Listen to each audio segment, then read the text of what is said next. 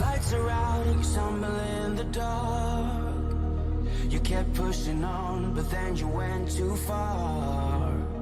When your ship has sailed and all your dreams are lost, everything is wrong, you feel like it's your fault. Just remember, I will be there for you, baby. Remember, there's nothing out there to get you, don't forget it. When life feels lemons, just hold me. Just hold me. Just hold me.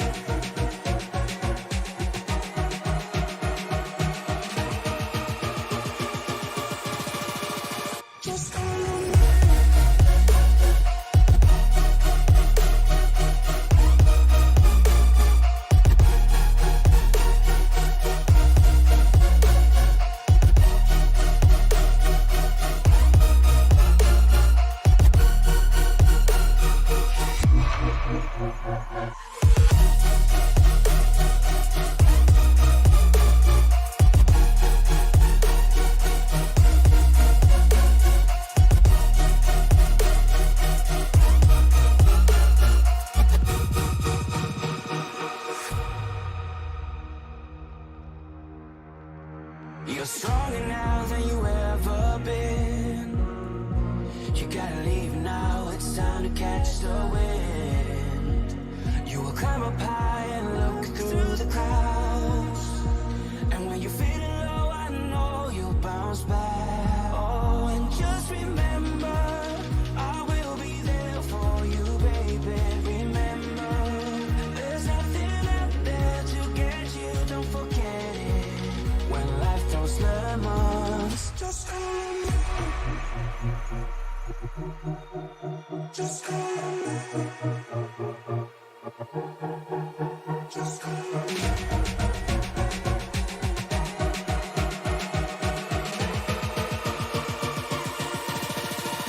Just hold me.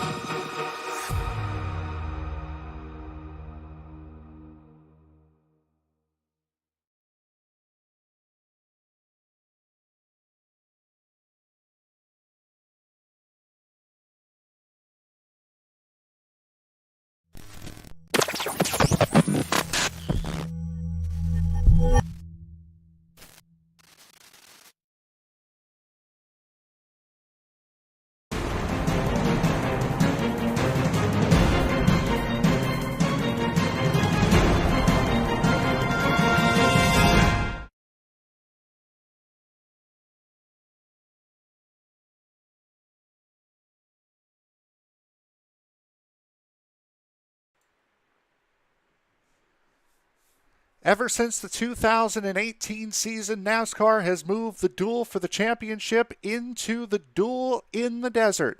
Coming to you live for the final race of the Maestro's Classic ARCA Series season right here at Phoenix Raceway. Looking for championship gold tonight are four drivers that have done their best all season long to get to this point. Now is the time for them to show it. Good evening, everybody. My name is Frank Marchese. Thank you very much for making us a part of your evening here tonight. Alongside me, my broadcast partner, Tony Trapasso. Tony, this is a difficult little racetrack to try to finish a season on and try to clinch a championship at, and especially with the changes and the reconfigurations that they've made to this place, bringing the start-finish line where it is makes this race a completely different challenge from what it may have been a couple of years ago. Well, it absolutely does, because you have to time your runs differently. And the fact that, let's face it, I was skeptical when they first announced this reconfiguration. I was skeptical about what it was going to do to the racing, because we had good racing already at Phoenix.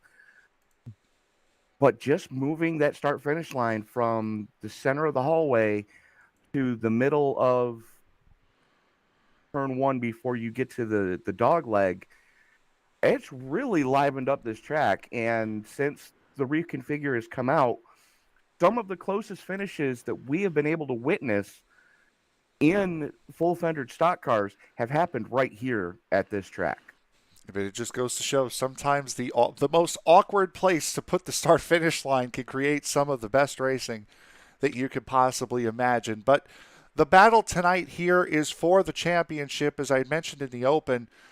Four drivers battling for a chance to win the championship, and with the win at Homestead last week, Ed Morris in a prime position to take the championship here tonight. He's 6 points clear of Matthew Greathouse. Alexander Brown and Dennis Weeks are a further 2 points back.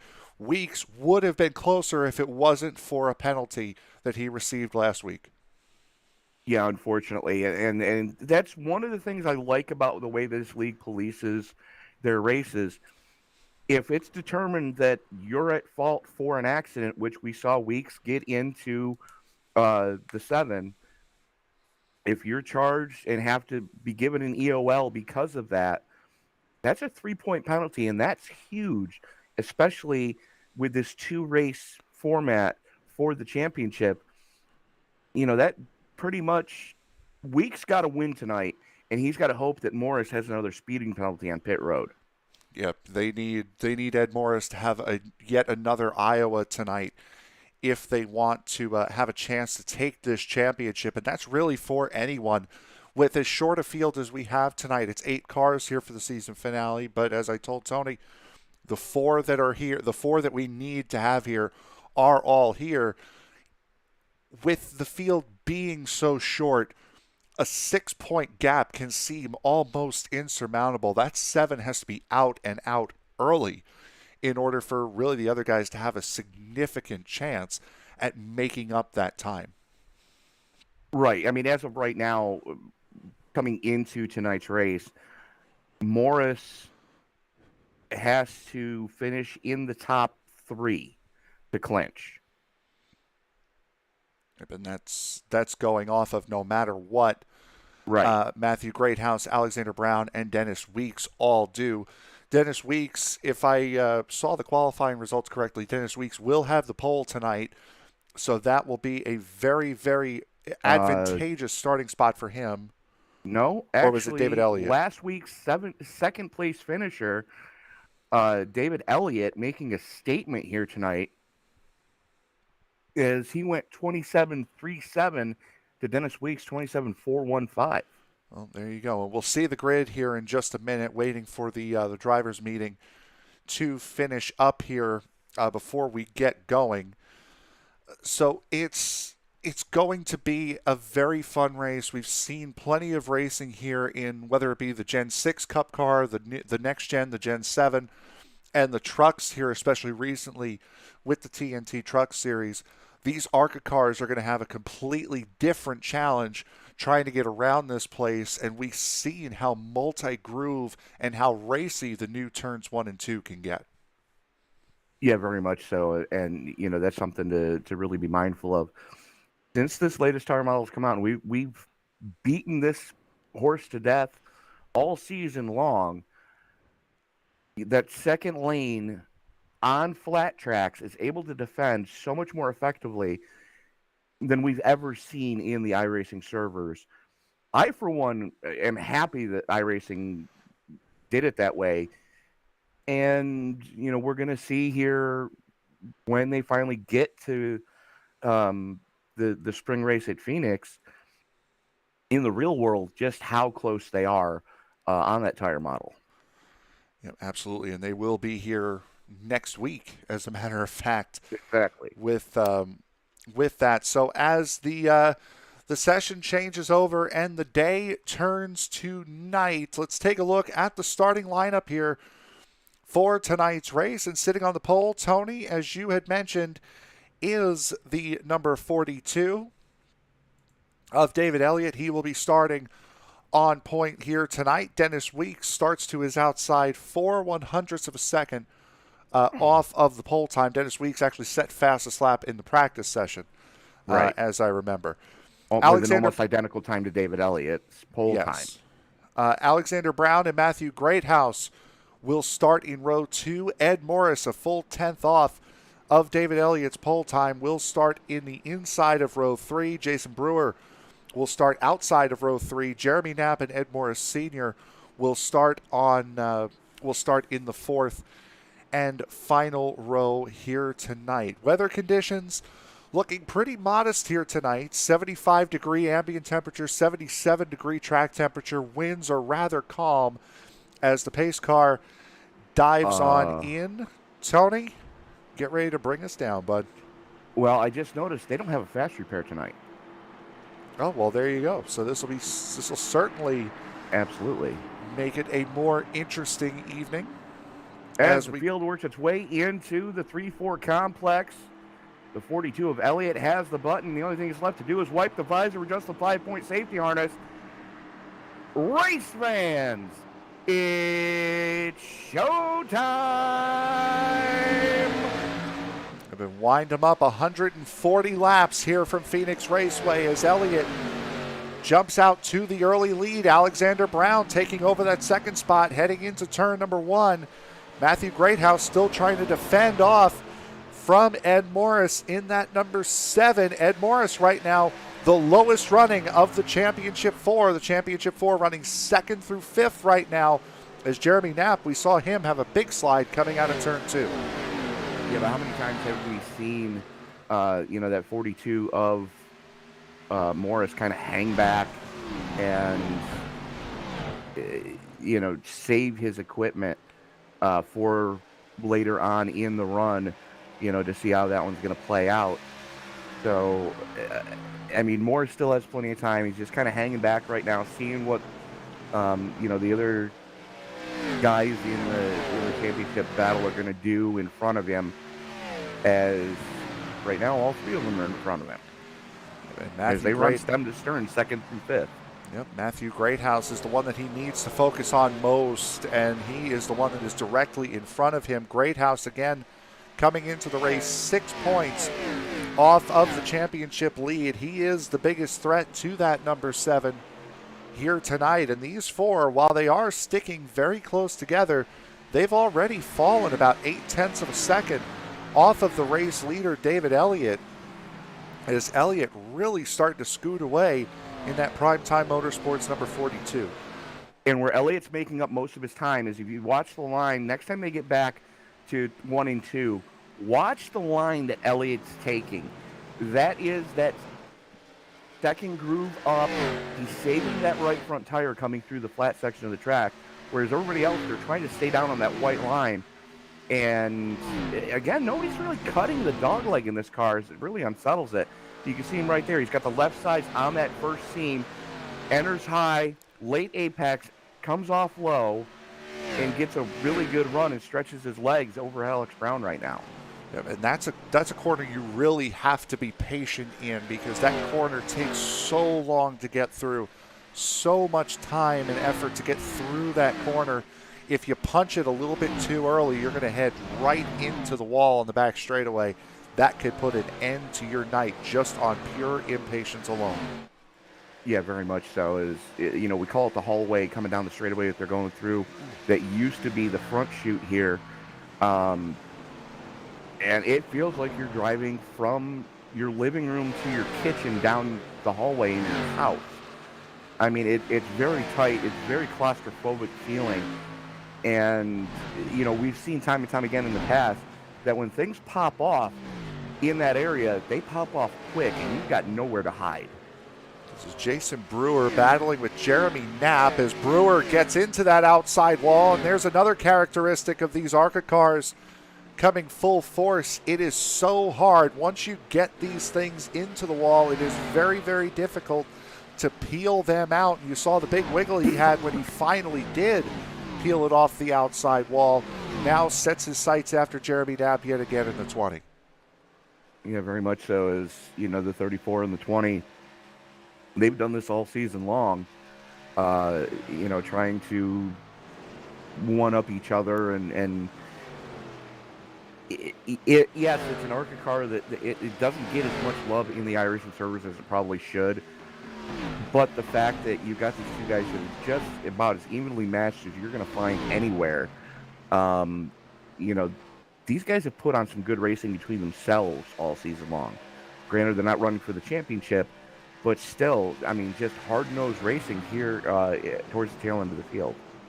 You should see Jeremy Knapp here tomorrow night as well. Same racetrack, different car, as the Rick Motec Truck Series will hold their season finale right here at Phoenix tomorrow night. And boy, we're going to have a very close battle in that championship, as there goes Jason Brewer around. So Brewer's up into the 6th position.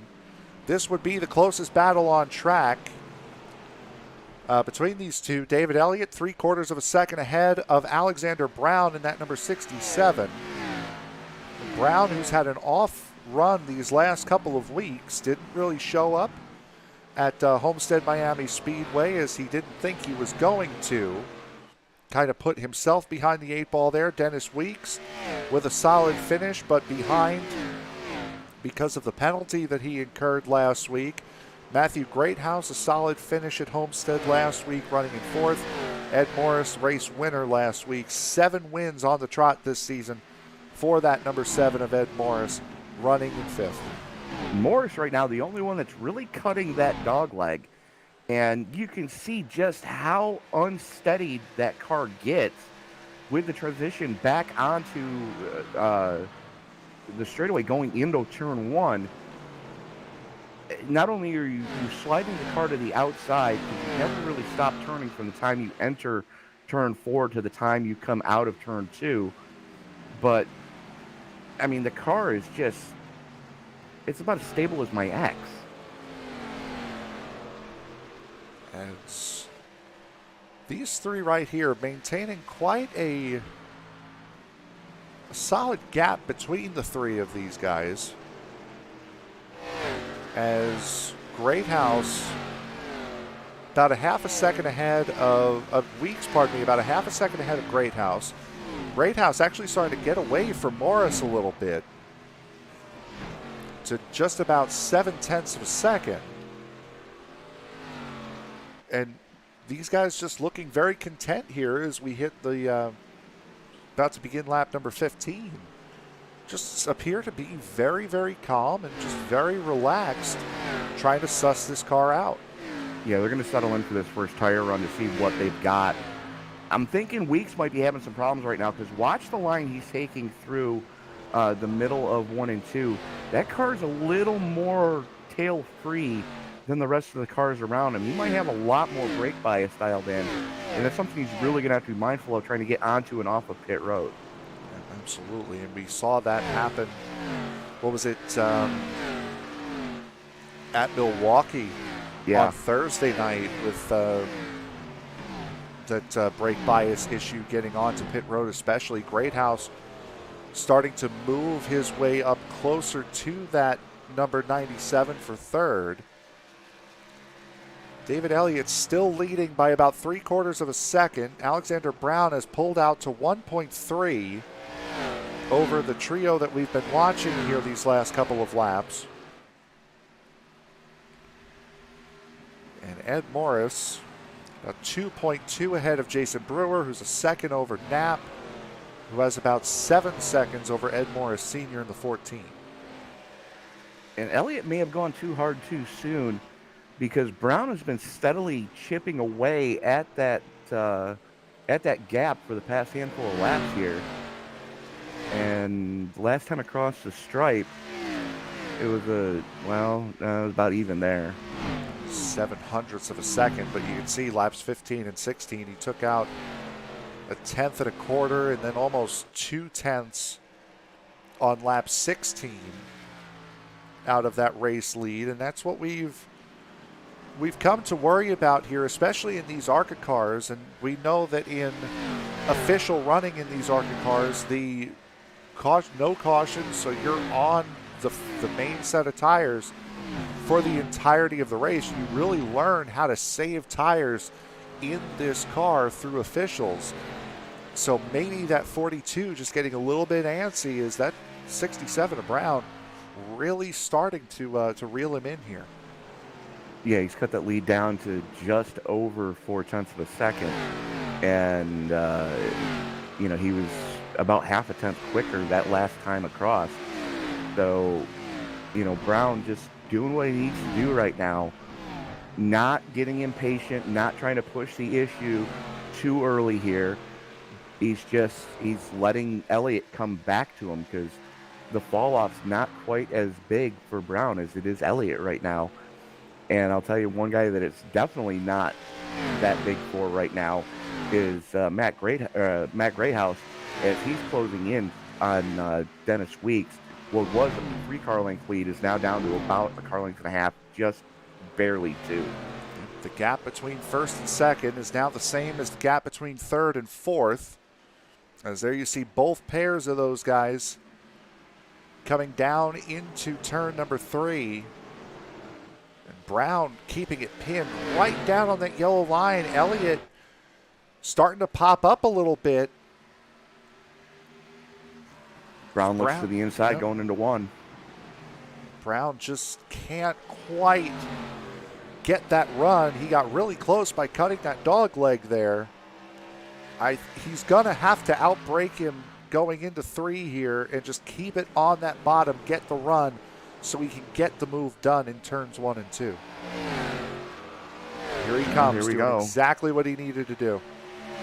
But you can see just how much that car bounces as it comes back up onto what should be the racing surface, side by side through 1 and 2. And just like that, the Canadian crippler, Alex Brown, to the point. And looks like he got a little bit of a shot from Elliott on corner exit there. Nostradamus strikes again. It's as if I had seen it coming. It's Greathouse and Weeks. Now Greathouse knows exactly what he needs to do to get around Weeks. He's just got to replicate what he saw the 67 do a second ago. But you're Italian, not Greek. Hey, you never know. Anywho, let's try not to get us fired this week or sued or anything like we had last week. As that battle between Weeks and Greathouse just continues to rage on. Greathouse applying great pressure to Weeks right now, as Weeks doing what he needs to do, just biding his time. He's going to see what he's got in his first run, not over abusing his stuff as we've come to expect out of the 97. All season long, if we get long green flag runs, the 97 has usually been one of the commanding drivers later on in the run. It absolutely has been. Alexander Brown right now, as of that last lap, ran a 28.54. David Elliott and Dennis Weeks ran identical lap times that last time around at a 28.69. So Brown by about 1/10 and a half clear of the rest of the field as far as lap times, and the only one still running in the 28.5s. Yeah, absolutely. But Frank, let me pose this question to you, considering that you have been an active driver a little bit sooner than I have. Granted, I've held league style and some setups before, but not been behind the wheel myself in about a year. When are you expecting the tire run to happen, being as they've got 4 total sets to get them through tonight? If you want to split the race, I would say you're coming around to lap 40-ish. If you want to split the race and do a 2-stop race, well, if that would be a 3-stop race. I would say maybe you have to push it to 70. Yeah, I would say maybe 50 would probably be what I'm looking at. 70 would be halfway. 50, I think, would be... 50 is a comfortable 2-stopper. This way, you pit on lap 100, you pit on lap 50, you pit on lap 100, and you have 10 less laps to go on your set of tires. With a spare set on the wall if you need them for a late race caution. Yep. That would be what I would be looking at. I'd be looking at 20 laps left in this run. That would be me personally. I would still be more apt to do what everyone else is doing, but I would be targeting lap 50 as well.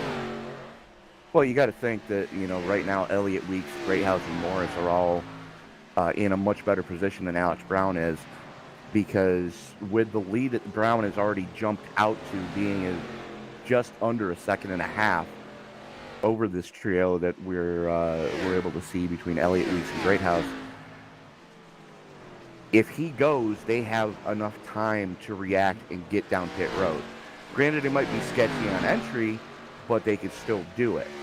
Whereas, if Elliott, Weeks, or Greathouse go to pit, Brown's got to go all the way back around to get to him. And we're looking right now, just after 30 laps, at a full second fall off. Yep. As this trio here, to your point, Tony, they do have plenty of time to react to what Brown is doing. They are a second and a half and actually falling. I see that. Off of Brown right now. Well, it's more Elliott's falling. Weeks and Greathouse aren't quite falling off as much as Elliott. And I'm thinking part of the lap time disparity between what Brown's able to put up and what Weeks and Greathouse are able to put up is the fact that they're kind of hampered behind Elliott right now. He just went way too hard, way too soon. And you brought up the point last week, that's something that the lead car, you never really know how hard you're going, whereas you can kind of pace off of those in front of you when you're the second car, third car in line. Fastest car on the track that last lap, however, the man currently sitting in 5th, that would be Ed Morris. 28.52, a full 10th and a half quicker than what Alexander Brown was able to do the last circulation of the racetrack, partly because of cutting that dog leg. And again, you saw how violent that slam was when he came off the racing surface to cut that dog leg. Getting on, not as vicious, but getting off of the racing surface, very violent. Well, it'll still rattle your teeth either way, because, you're coming off of, I believe it's 20-degree banking. We're on board with them now. And, you're going onto a flat, and then back onto, I believe it's 15 going into 1. You saw it this lap, but we'll highlight it here. When he now watch, he won't do it.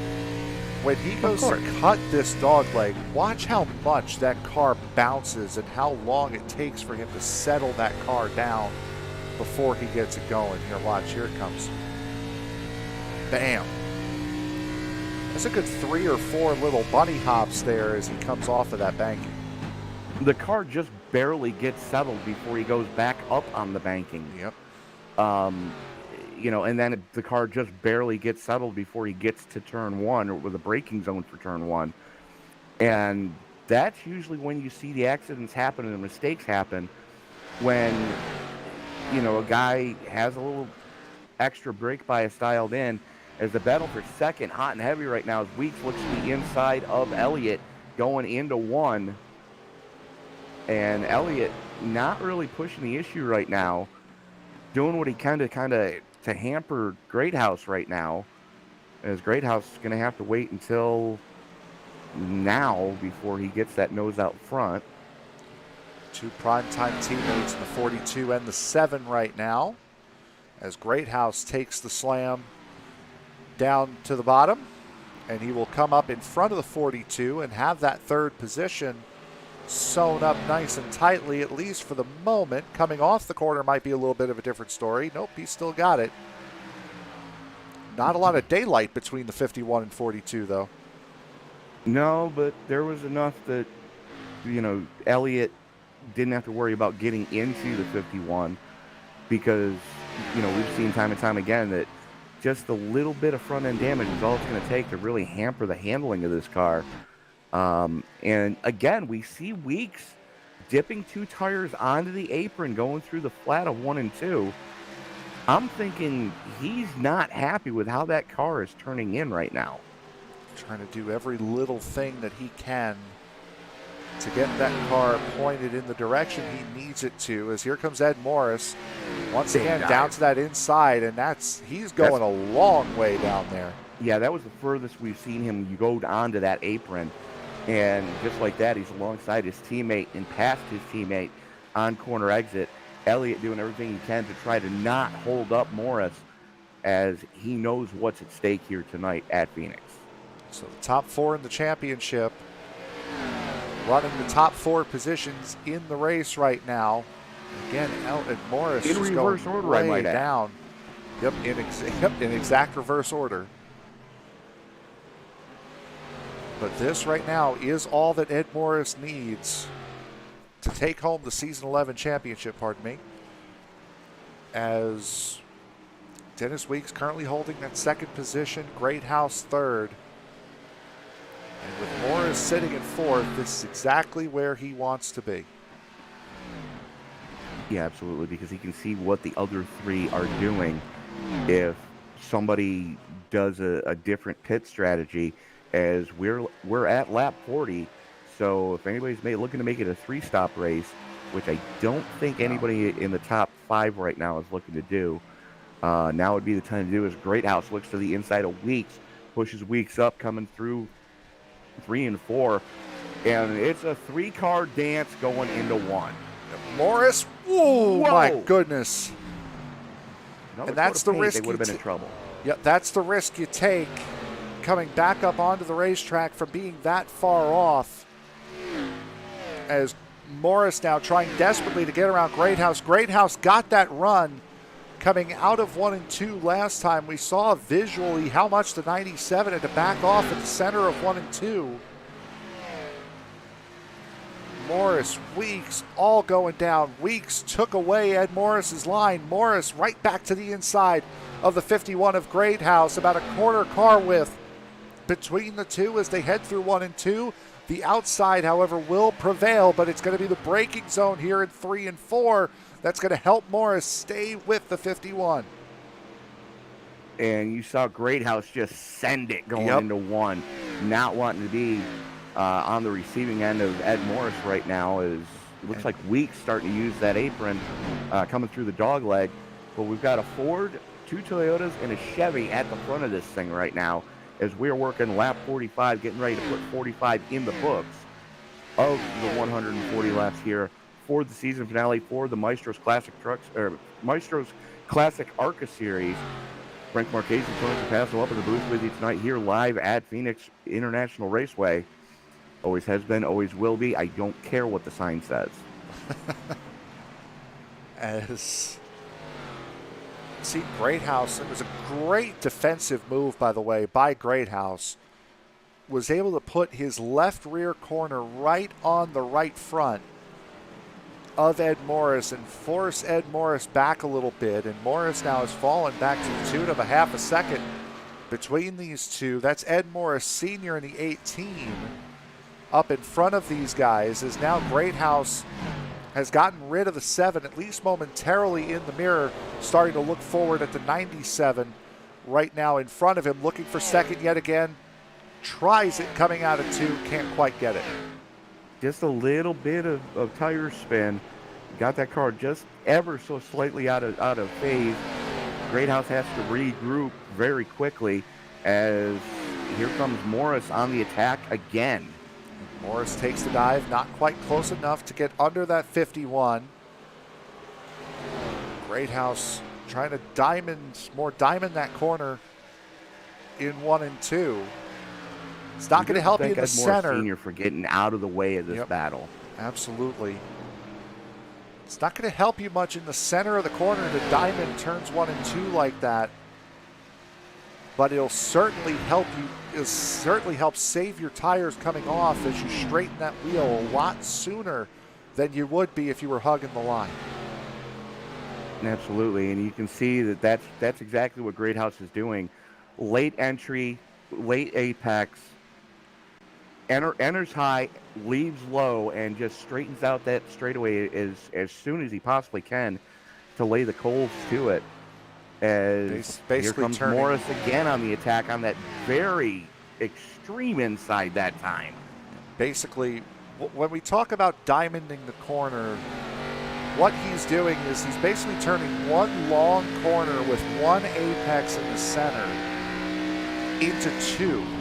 So he's going to come in, enter low, drift out high, and then as the car starts to turn while he's drifting out high, he's going to straighten the wheel and come off the corner to be able to, one, make that straightaway as long as possible, Tony, as you had mentioned.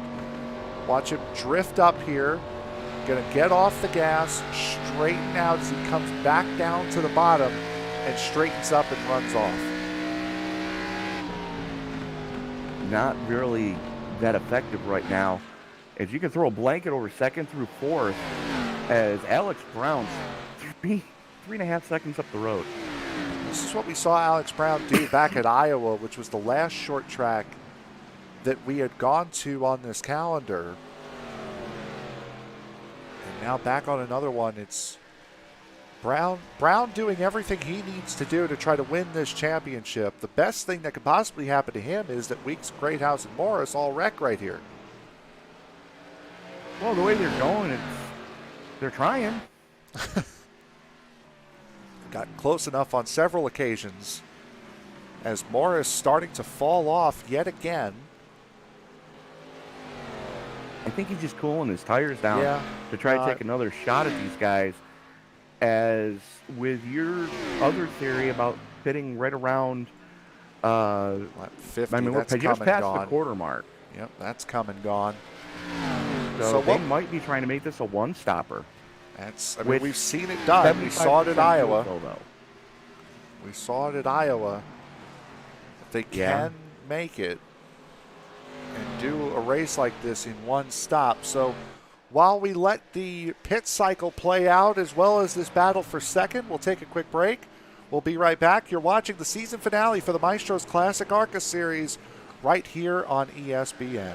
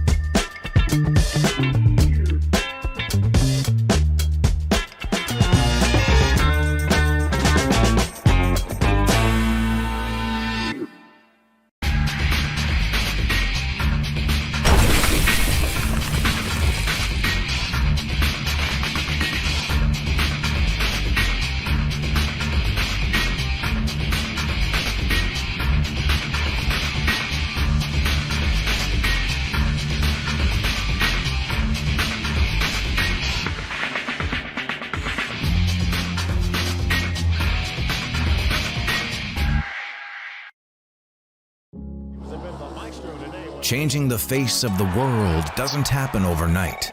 It takes a strong group like no other, each containing unique characteristics, ones that inspire change and progress. To be a maestro is to lead, to inspire, and to create, helping shape both communities and industries. Changing the face of the world doesn't happen alone. It happens with strong leaders, ones that defy all odds. The first generation of barber maestros helped create the movement.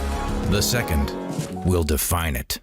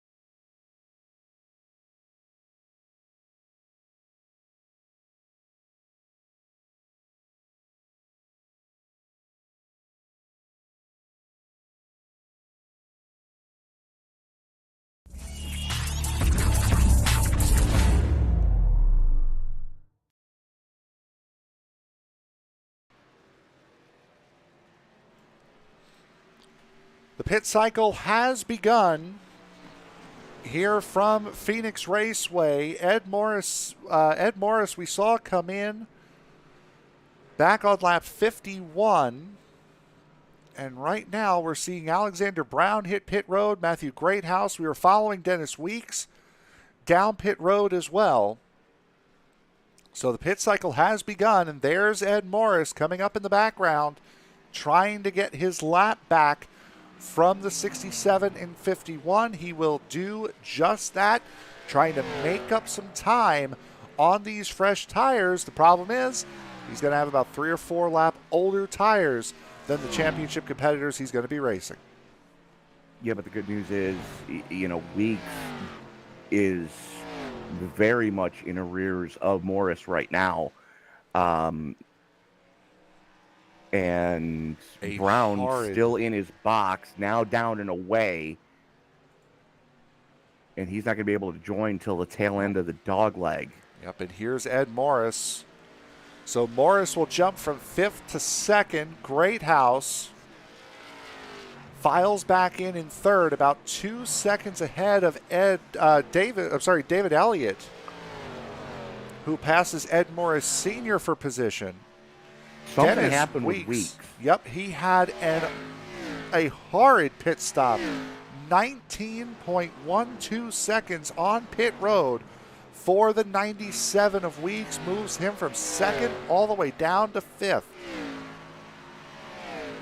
And what will be 5th because Ed Morris has not stopped yet. And what was a 1 second gap from Morris in the 7 to Weeks in the 14 or in the 97 is now 8 seconds the other way. Let's take a look here. We'll see what happened with Weeks. This is coming down to his pit box. Stops in the box. Rights go up. Lefts go up.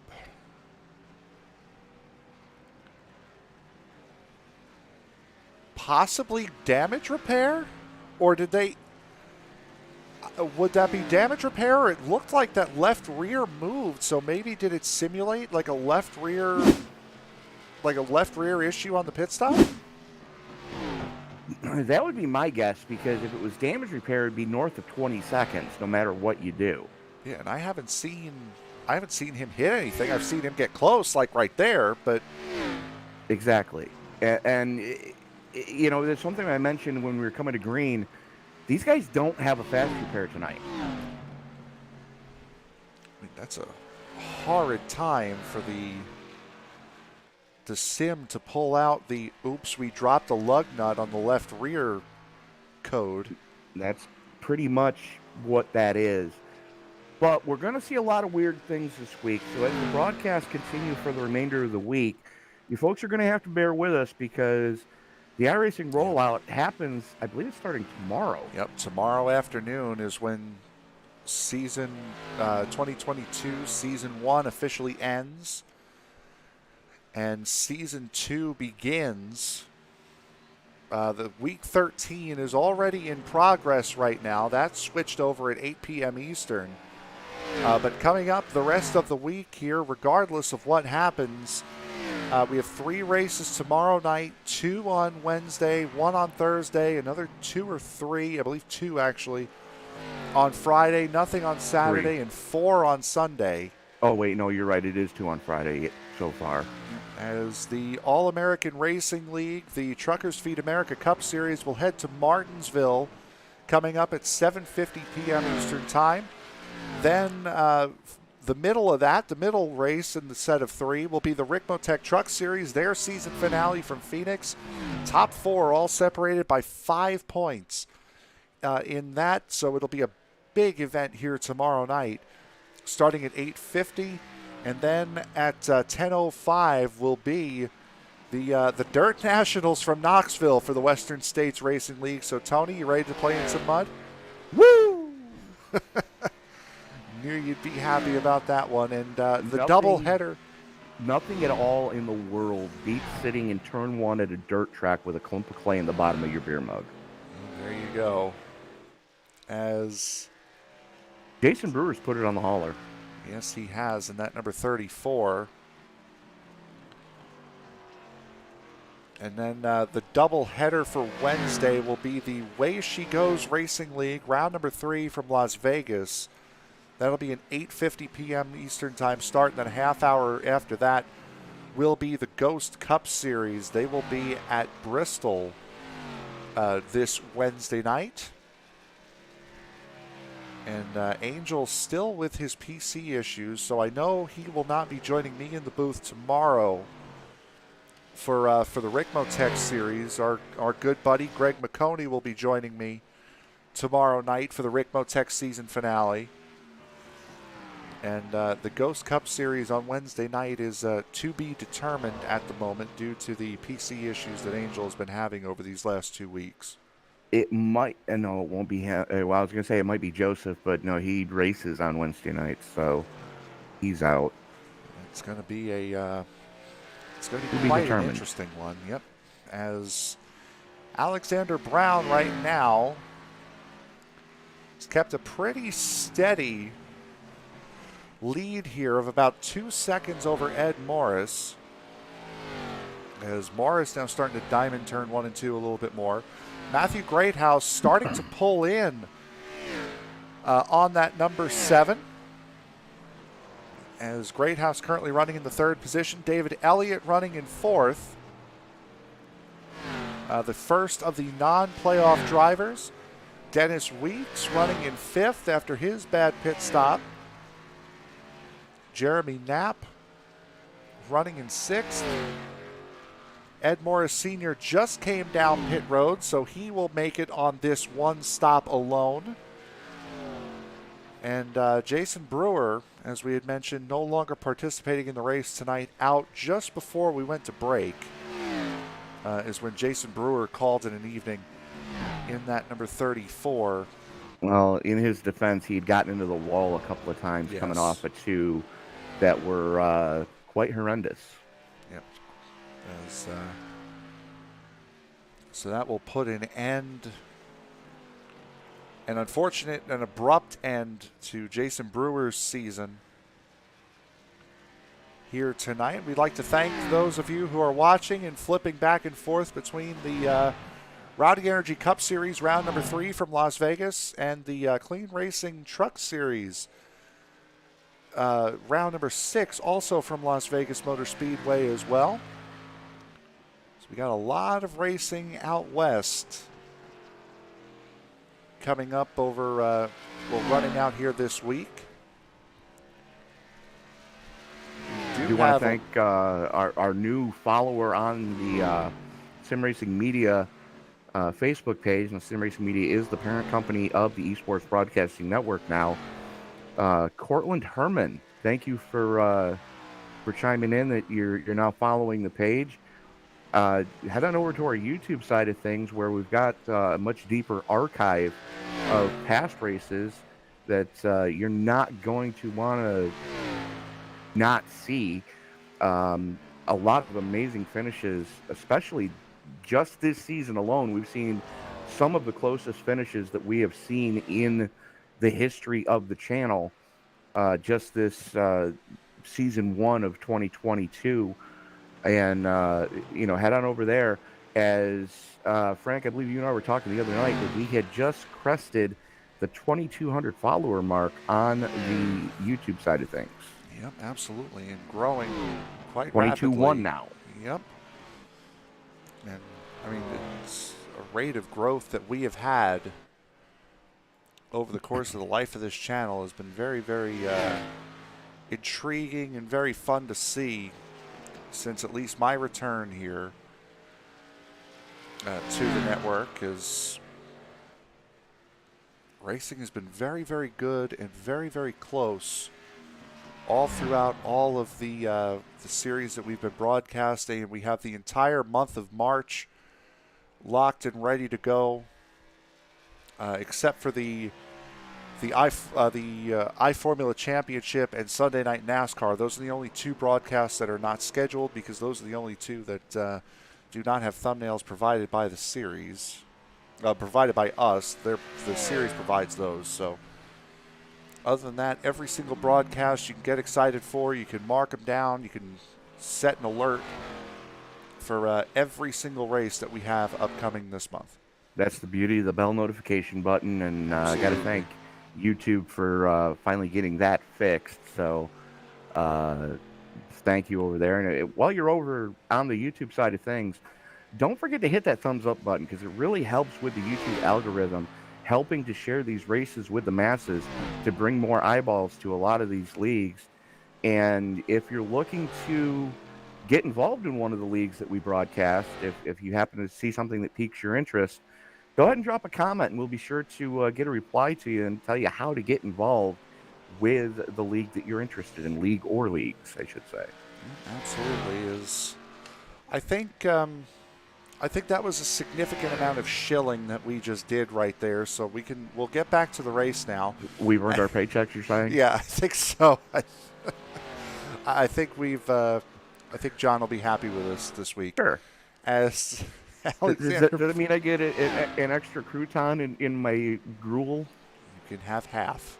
Yeah, I'll take it. As Alexander Brown. Actually, why am I divvying that up? That's not my job anymore. Well, I'm sitting there with you fighting for the other half. I was wondering if that means we get an extra crouton for... Never mind. I'm going to get us in trouble if I keep talking.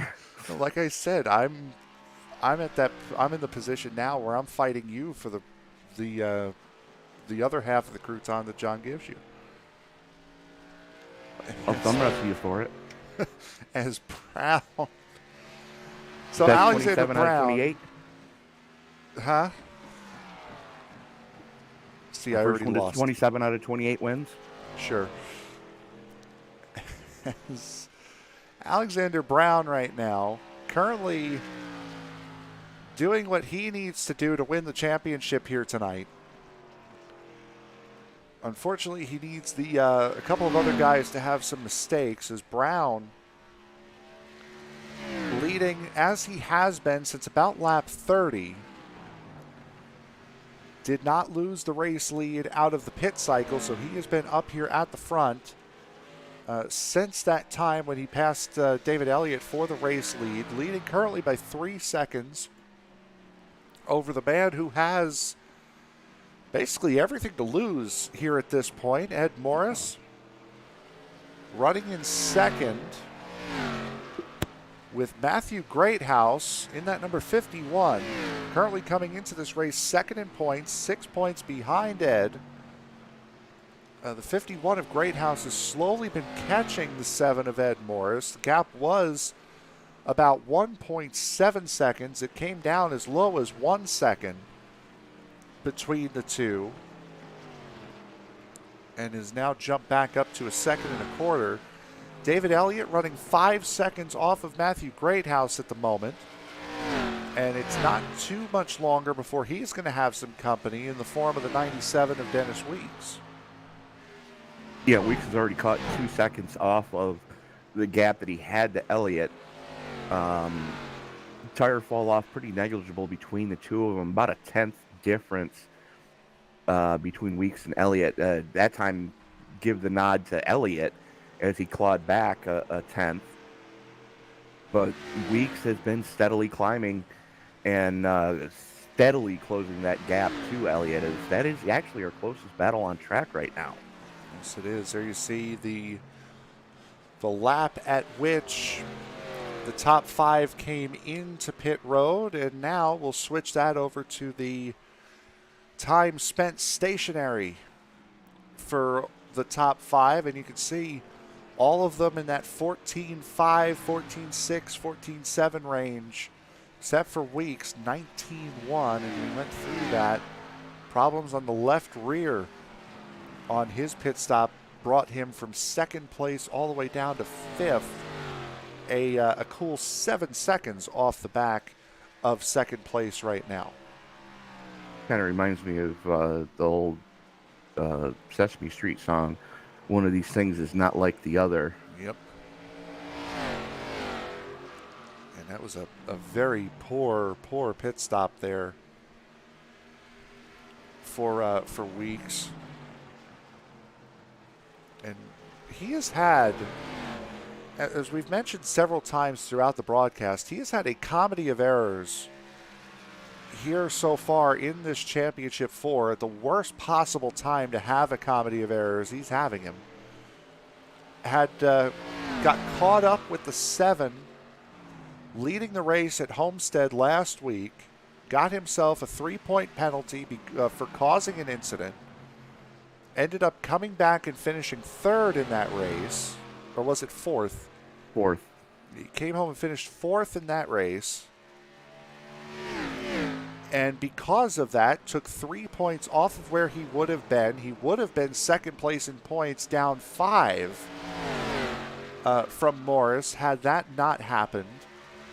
And now here tonight, the iRacing gods not smiling down on him as they give him the left rear tire issue code on his pit stop, which puts him well back in the field, now moves him up into 4th spot as he passes David Elliott there, something that feels inevitable, or felt inevitable, I should say. Well, I mean, I got to give Elliott credit because he knows what's at stake for both his teammate and Dennis Weeks. Given a fair shot to both of them, I mean, that's sportsmanship at its finest right there. Not trying to hold up Weeks at all, as much as it could possibly help Ed Morris. Not holding him up, just letting him go. Knows that he doesn't have the same amount of pace. And, it's refreshing to see in the iRacing servers. Absolutely is. Alexander Brown starting to lose a little bit on his lead now.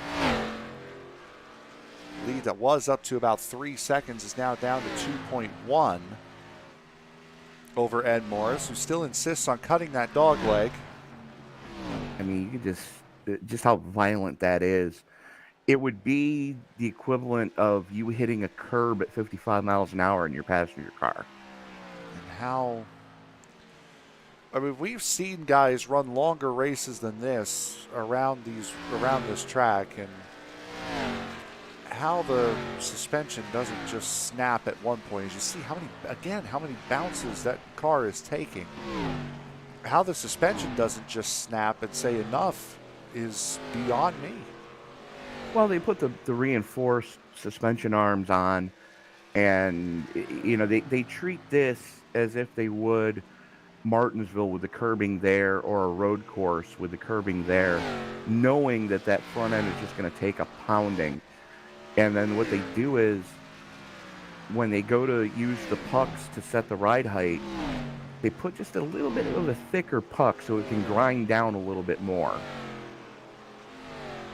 So you're not riding completely on the bump stops. You're actually on the puck at the bottom of the chassis to kind of save the suspension a little bit. However, a lot of drivers need to go to a chiropractor after these races here at Phoenix. Absolutely is. We do have one, speaking of road course, we do have one road course race this week. The iFormula Championship is actually off this week. They will return next Sunday, the 20th, at the Hungaroring for the Hungarian Grand Prix. But the TNT Truck Series will be at the Charlotte Roval this week, and after being at Milwaukee this past Thursday, they're going to Talladega next Thursday. This is a whiplash effect with how many different racetracks those guys will be going through over the course of the next couple of weeks. And again, that's the beauty of the iRacing server is you can run any car and track combination you choose to, and the fact that tomorrow night we've got a dirt race. Friday night or Thursday night we've got a road race. Same vehicle, two completely different skill sets needed to get around those facilities. Absolutely, and as you said, it is the beauty of the service to allow you to be able to test those skills that you claim to have. Heck, I've seen truck racing at Mount Panorama. Yep. Some car track combinations that you never thought you would ever see as Jeremy Knapp is in pit road. Now, this is not unexpected here for Knapp, as he came in around lap 50, took my strategy call at the beginning of this race, so he's splitting it up into two stops, just a little bit different than the guys at the front. So this would be a scheduled second stop for Jeremy Knapp. He'll have to do about 36 laps to the end on his set of tires here. So the next one we should see down pit road on a scheduled stop would be the 7 of Ed Morris, as he has chipped big time into that lead that Alex Brown has. What was north of 3 seconds, now down to just under 1 second. Yeah, but you can see it's been over the last 4 or 5 laps that Brown has been falling away from Ed Morris. And again, Morris, championship leader coming into tonight, 7 race wins on the season, a chance for 8. He's won in each of the rounds of the playoffs here, so it's been a very, very good year in this ARCA car for the number 7 of Ed Morris, and he'll go into tomorrow night, again, just trying to win the race tomorrow night, not being in the championship battle there. Yeah, but he is very deep in the championship battle here. Yes. Doing everything he needed to do coming into tonight. Doesn't need to win the race, just needs to finish in the top 3. Right now, he's doing it as Alex Brown continues to just click off laps. Matter of fact, a couple more laps here, and Brown should clinch most laps led.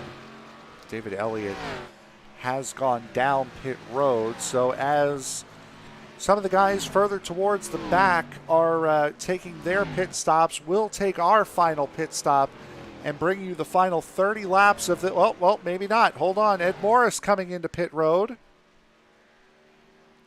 A little bit early, but okay. Yeah, you're right, a little bit earlier than what he did last time. If he were to split it up 57-57, he'd be coming in about 7 laps from now at 114. So Ed Morris runs those tires a little bit longer. And what that's going to do now is that's going to draw everybody in. Alexander Brown in. Greathouse will stay out to get an all-important lap led. And we say it time and time again, all bonus points count at this point. Yep. Dennis Weeks in as well. Weeks comes in. Greathouse stays out to lead that lap. He's going to be coming in this next time. Would have to assume. But everybody's got to hit their marks. And that's what we've seen the majority of the season is Morris down and away, 14.63, dead on his marks.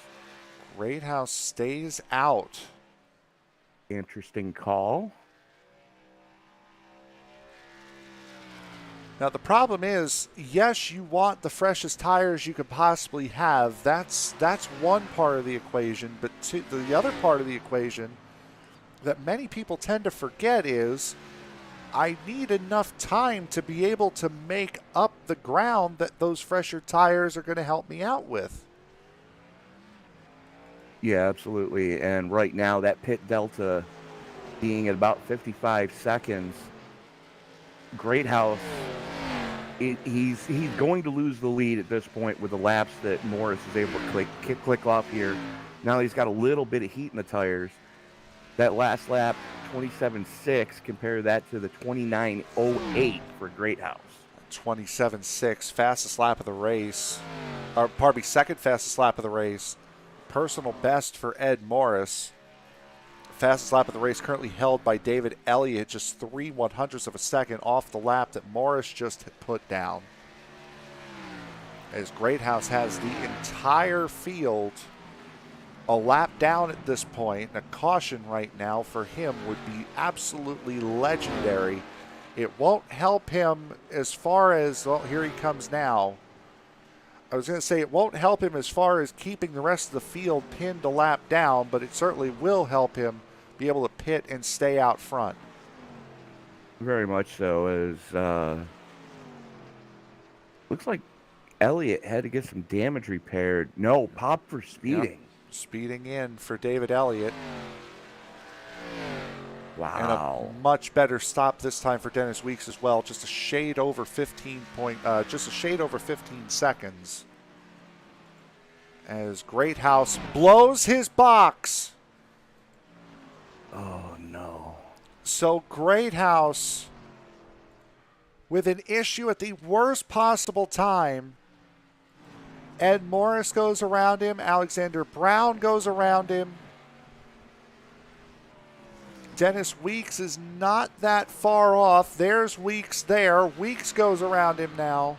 And Weeks just reset the fastest lap of the race with 27.51. Pardon me, Weeks has not gone around him. That's the gap. 1.5 seconds is the gap between Greathouse and Weeks. And you're right, Weeks with the best lap of the race.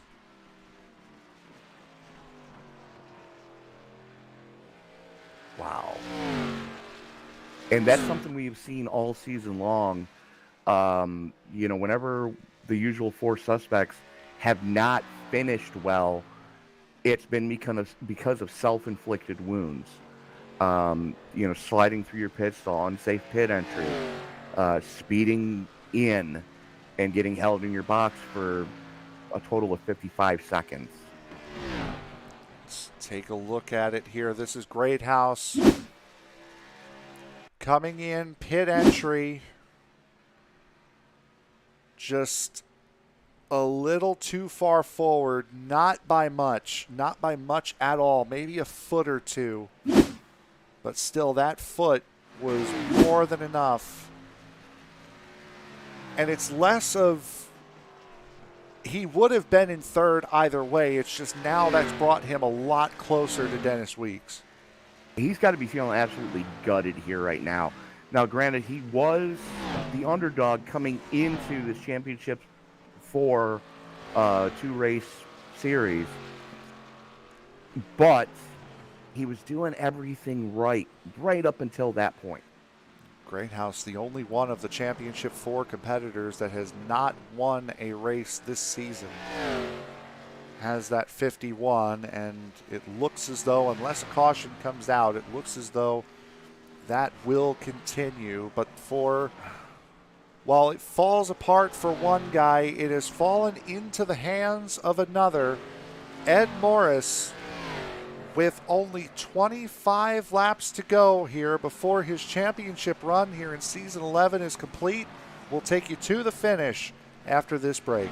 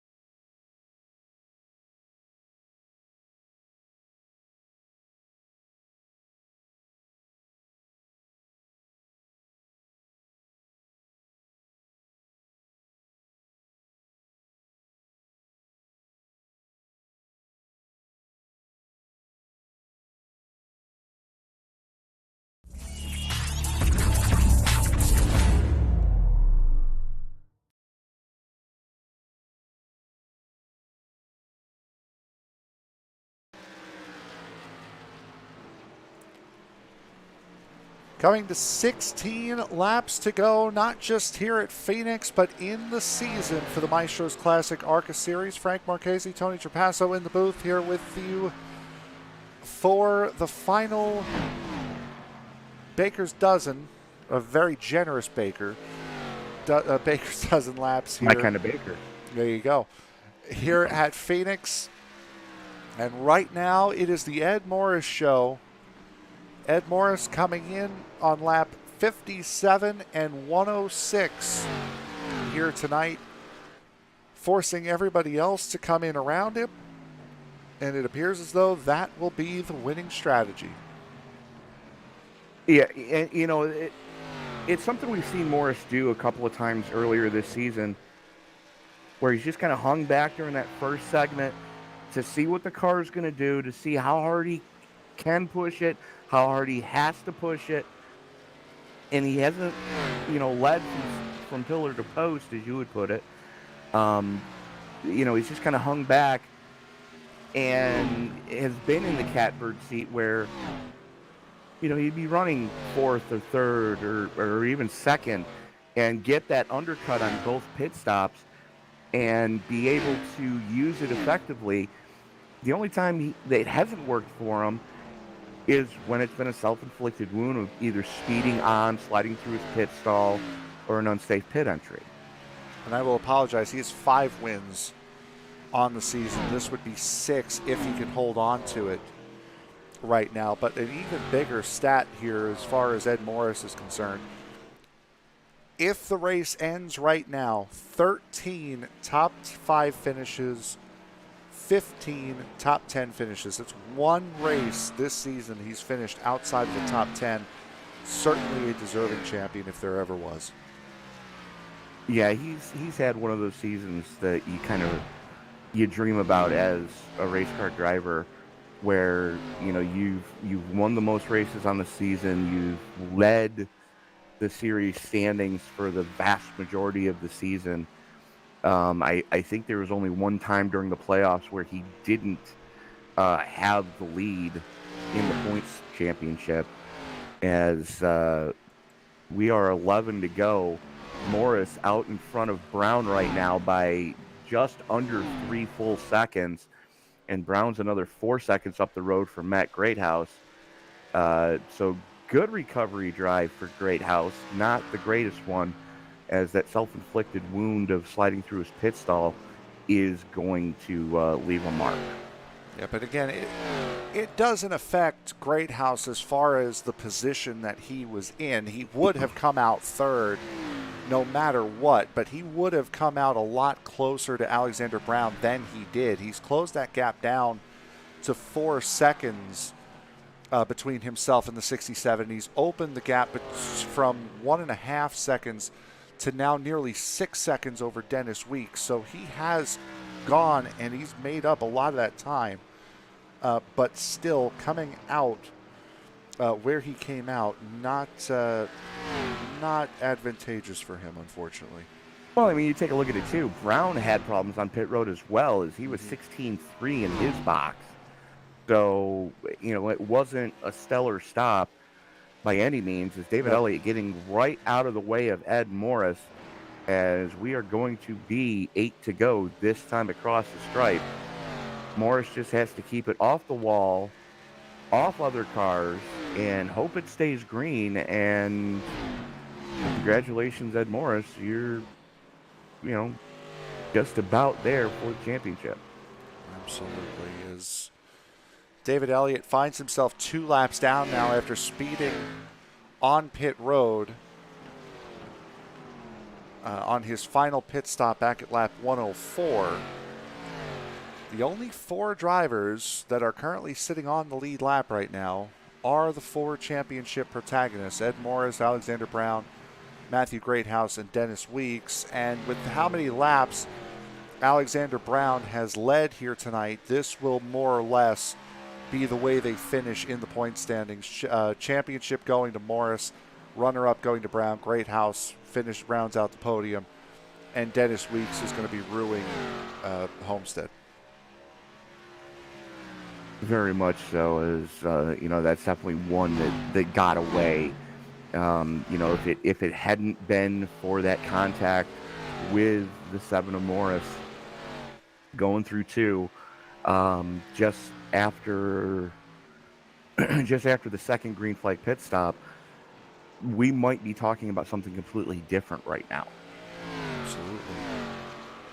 As Morris with 5 laps to go, here is Alexander Brown, 2.5 seconds behind, with David Elliott in front of him, Jeremy Knapp behind him, Matthew Greathouse 3.5 seconds behind Alexander Brown, and 6.5 seconds ahead of Dennis Weeks in the number 97, and the cards did not fall his way here tonight, as we had mentioned.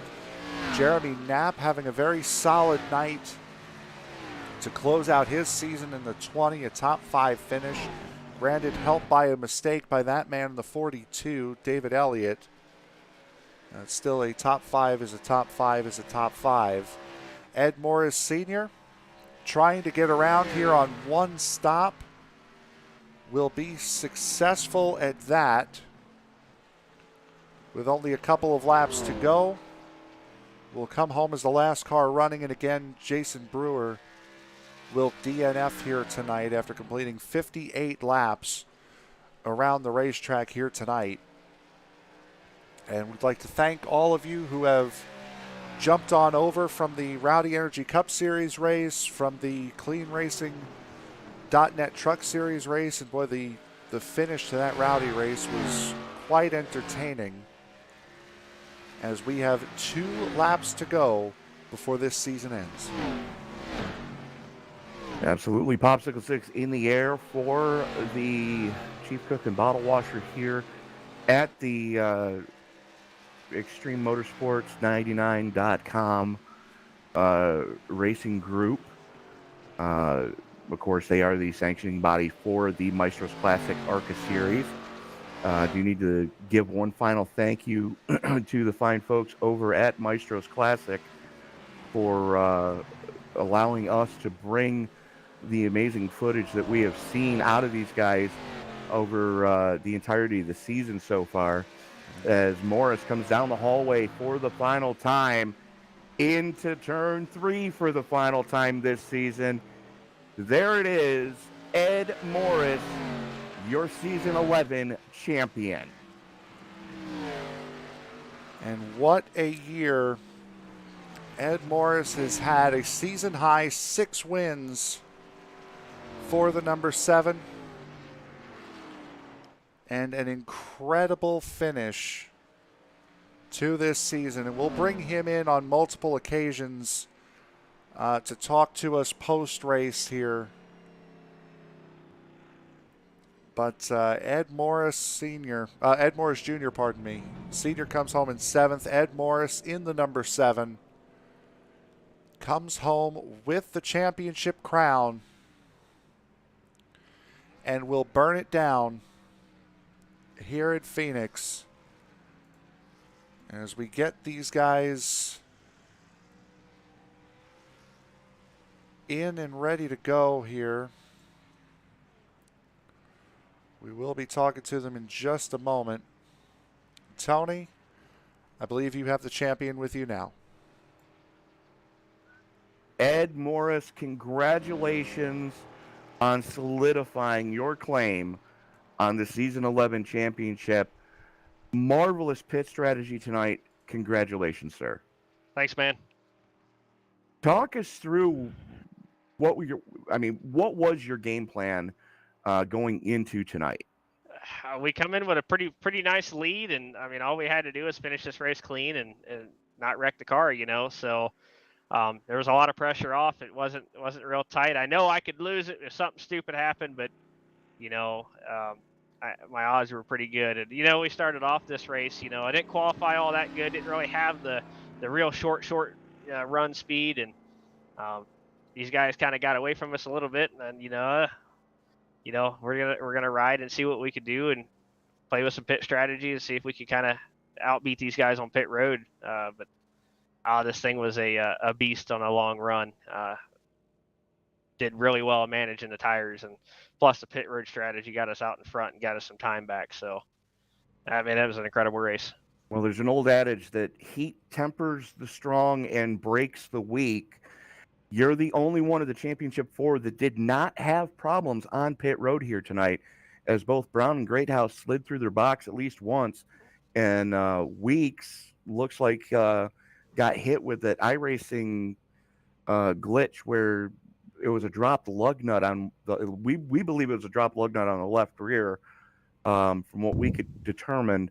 That iRacing will throw in there every once in a while, and you're the only one that was consistently in the 14-second stop range for four and fuel. But just the game plan went to perfection here tonight. Unfortunately, your teammate finished outside of the top five, or two teammates finished outside the top five, but still a strong performance all season long out of the entirety of the Primetime Motorsports crew. I appreciate it, man. We worked hard this season, and it's been a long time since we've been back running the ARCA series, or at least for me. I started this league here probably 3 or so years ago in this series, and just missed out on a championship back then, and it feels good to come back to this thing and get back into this car after so long of being away from it, and to have the season that we did, and to take home the championship finally. 5 wins on the season to cement your claim as the season champion. Who do you need to thank, Ed? The floor is yours. Who do you need to thank for this season? All the guys back at Primetime, man. I mean, all the practice and stuff that we put in, and we come up here every week, man, and always share ideas and share strategy and work together to pull these things off. And so big shout out to those guys for all their support. Big shout out to my wife for letting me do this as much as I do. I know it cuts into some scheduling stuff, but can't thank her enough for allowing me to do the things that I love. So, and then big shout out to you guys for doing a phenomenal job this season at broadcasting and all the admins, all the hard work that those guys did. Our sponsors, Maestro's Classic, RB Custom Rigs. Appreciate all those guys. Yeah, absolutely. But Ed, moving forward, season 12 kind of in the works right now. Anything you want to share going into that season for what we could expect?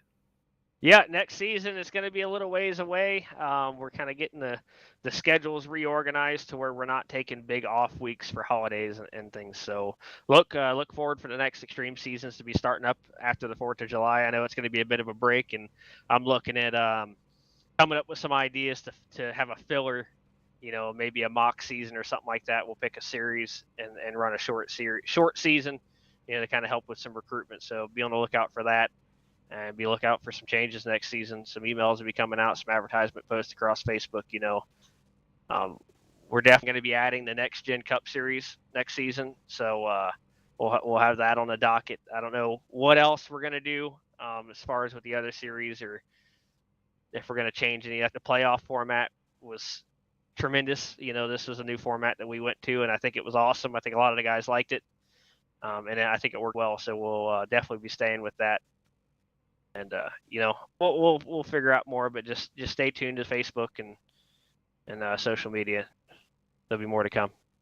All right, Ed Morris, one more time, congratulations on the championship. Congratulations on putting the final stamp on the paperwork here at Phoenix. Best of luck to you in season 12. Thanks, man. And so that was the championship winner, Ed Morris, here. And in just a moment, we'll bring up our second place finisher here, Alexander Brown. I don't even see him. But yeah, a lot of insight there, and he confirmed a rumor that had been going around, at least with the series, that the next season won't start until June, or it won't start until the middle of the summer. Right. And I think that's a good call. You don't want to rush into the next season quickly. You want to give the league everybody in the league needs some time to recenter themselves, if you will. Take a little bit of break from the action. Think about what you can do to improve your performance in the upcoming season. And like you heard him say, they're going to be running a ton of recruitment races between now and then. To try to bring in some new blood into the series. And again, over the entirety of season 1 of 2022 in the iRacing servers, we've seen a lot of new blood do a lot of big things in their debut in new leagues. Yeah, absolutely. And we'll definitely be looking for that. Also, would have to assume if Maestro's is doing that, the Rick Motec Truck Series will be following suit with a little bit of time off, but we can confirm that tomorrow. We'll bring now in our second place finisher tonight, Alexander Brown. And Alex, a solid run from you again, kind of like Iowa. It was a tale of two halves. You were really good in the first half, and then the second half it kind of fell off a little bit, and Ed was able to get out ahead of you on pit strategy. Yeah, I mean, when he got out ahead of me, I slid through my pit stall. The strategy there is just get in your box correctly. As far as what happened in the second run, I don't know. I felt like I really hadn't changed the whole thing, changed anything at all. And, I was comfortably, I think it was over 2 seconds, almost 3 seconds, over 3 seconds, I think, ahead. And then next thing I know, he gains a little bit. I'm like, oh, whatever. And then he just kept on doing it. I'm like, I don't know I don't know. Listen, I've given away a few this season. This one hurts. And it was a race that, again, it just looked like you had incomplete control. Sorry to keep harping on it, but you come now with a second place finish in the championship in a car that was difficult. At the end of the season, you had mentioned there were a lot of tracks that we had went to at the end of this season here that were not really in your ballpark. So still to come out of the championship in second, that's not a bad season. Yeah.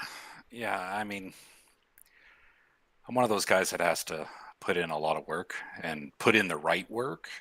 I've benefited in the past from teammates helping me out and teaching me the right techniques and for the track, and then you practice the right stuff and then you reap the benefits in the race. And this season, I think I really showed where my strong suit was.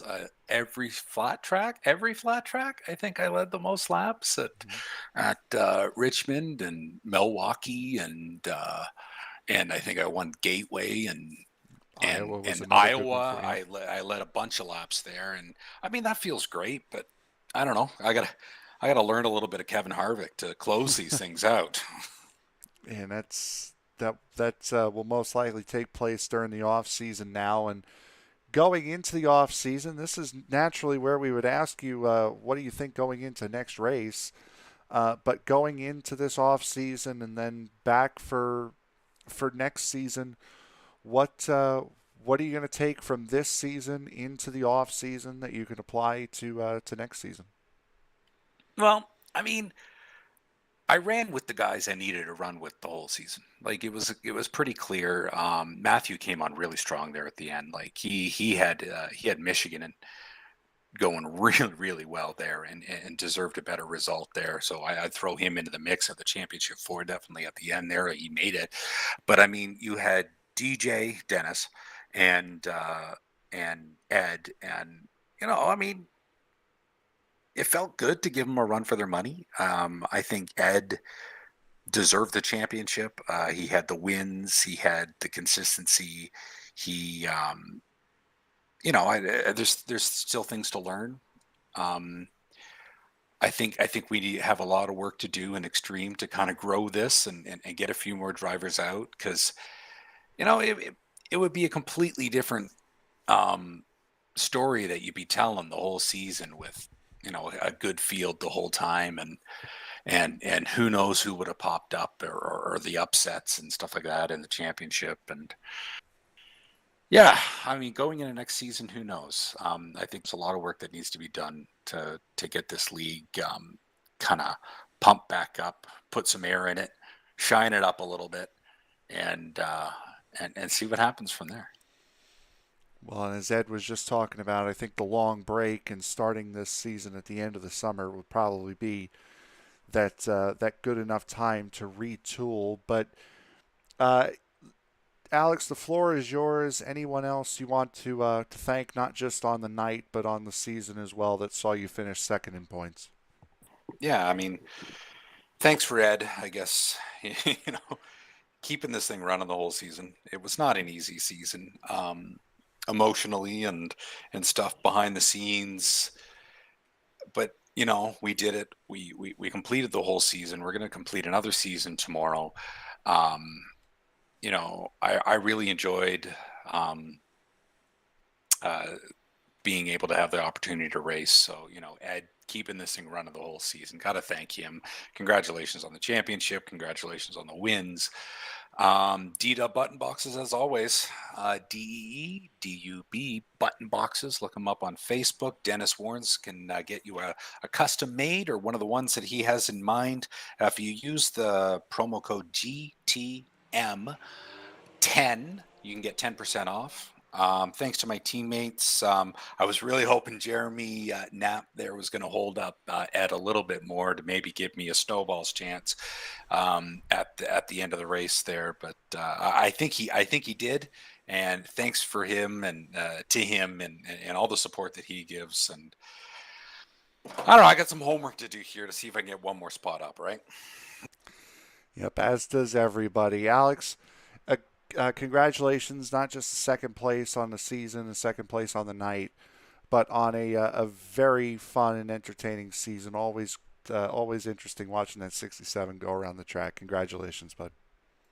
10-4, thanks to you guys. And by the way, if you ever see that you have people watching from Colombia, those are my work colleagues in Colombia. That's Felipe and Julian and David that I believe are watching tonight. So if they are still watching, thank you for supporting me as well, my work colleagues. There you go. So definitely, again, thank you to them for watching. And again, thanks for putting on such a great show all season, bud. Yeah, thank you guys. We'll see you next season, maybe.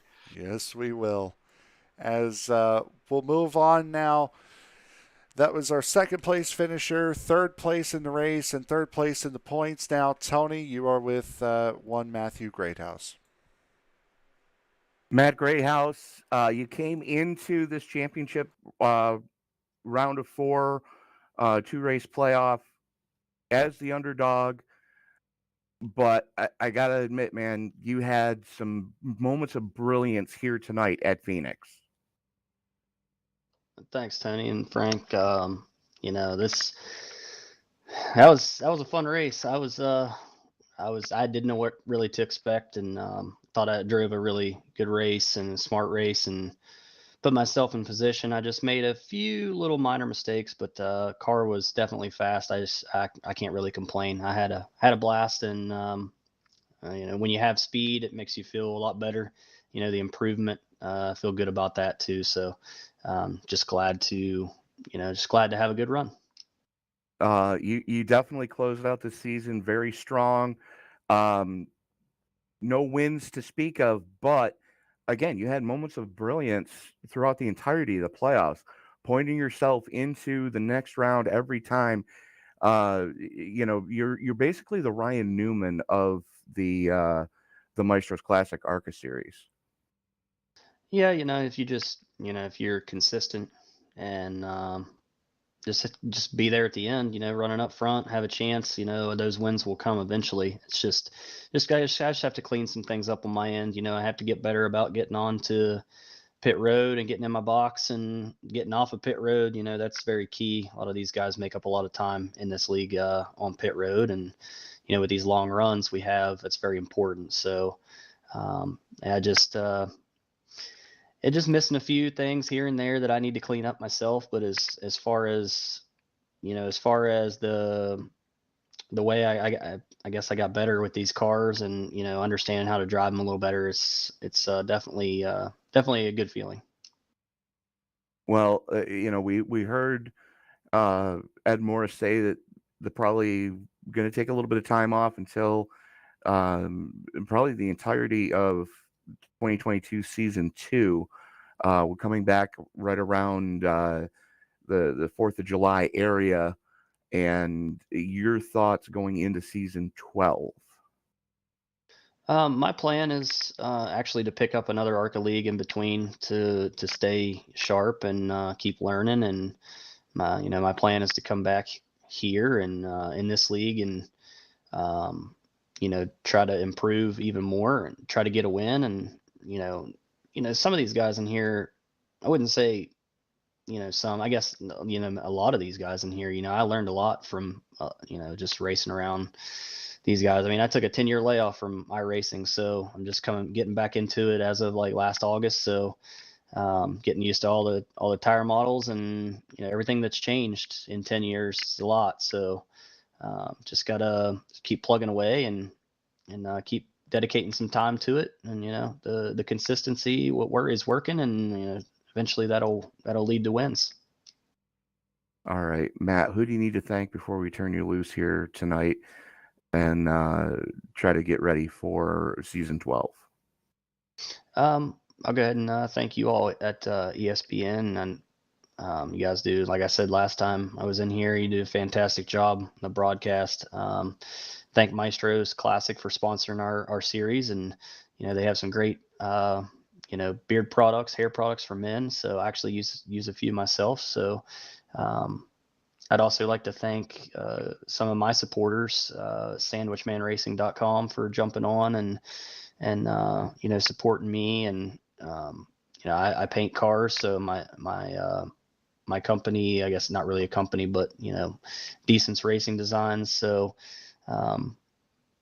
just thank everyone that we raced with this year. It was a lot of fun, and I learned from a lot of people. I'd also like to thank Dennis Weeks. He's, over the last 3 or 4 races, we've kind of chat up a little bit, and he's kind of taught me a few things about these cars. So that also has helped me, and so shout out to him. But great season for our series, and looking forward to July, I guess. Any possibility of you two teaming up next season and becoming a super team? I mean, that's that. I guess the conversations could happen. It's a possibility. I'm actually gonna run some races in his other ARCA league, and we'll see how it goes. That's always a possibility. I enjoy talking to him and learning about these cars and everything. So we raced really well against and with each other. So I guess it would be a possibility. All right, Matt. Again, great close to the season for you. Better luck next season, and best of luck to you next season, I should say. Yeah, thank you guys very much. Y'all enjoy. I guess you probably got other leagues to run, but enjoy the off season in this one. Yes, sir. We'll see you in season 12. All right, man. Thanks.